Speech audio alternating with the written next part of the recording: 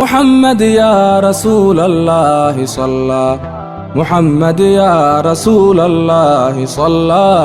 عليك وسلم المولى محمد. السلام عليكم ورحمة الله وبركاته. كوكال مي ولاكا كليك سي اودي رجلسو وقصوين كيني تحناها سويالك سوبنا صلى الله عليه وسلم قيبتي suubanaha sala allahu calayhi wasalam eedooyinkii albaydaa waxaa kaloo loo yaqaanaa umu xakiim safiya caatika barra arwa umayma waxaa ka islaamtay safiya iyo caatika. suubanaha sala allahu calayhi wasalam abtiyaashii suubanaha waxaa dhashay sidaan soo sheegnay aamina bintu wahab binu cabdimanaaf binu zuhra binu kilaab binu murah binu kacab binu lu'ayi binu qaalib. nabiga sala allahu calayhi wasalam hooyadii wax walaal ah lama dhalanin oo aan ka ahayn cabdiyaquud binu wahab, laakiin reer bani zuhra waxay dhahaan waxaanu nahay suubanaha sala allahu calayhi wasalam abtiyaalkii maxaa yeelay aamina waa reer bani zuhra. suubanaha sala allahu calayhi wasalam habaryarihii culimada siiradu waxay sheegeen suubanaha sala allahu calayhi wasalam inuu lahaa laba habaryar waxayna kala ahaayeen fureycata bintu wahab azuhriya iyo faakhita bintu cumar bintu caabid azuhriya. suubanaha sala allahu calayhi wasalam walaalihii sida la wada ogsoon yahay suubanaha sala allahu calayhi wasalam ma laha walaalo ay isku dhig yihiin oo ay labadiisa waalid dhaleen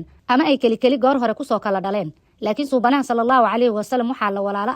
walaalo ay naas wada nuugeen. walaalahaas waxay kala yihiin xamsa binu cabdilmudalib radiallahu canhu suubanaha adeerkii, abu salama binu cabdullaahi binu cabdulasad almakhzuumiyi, masruux ibnu thuwayba waa walaalka ay wada nuugeen suubanaha sala allahu calayhi wasalam caanaha thuwayba oo ahayd adoon uu lahaa adeerkii abulahab, cabdullaahi binu xaaris binu cabdulcusay binu rifaaca, aniisha bintu xaaris binu cabdulcusay binu rifaaca, shaymaa binu xaaris binu cabdulcusay binu rifaaca.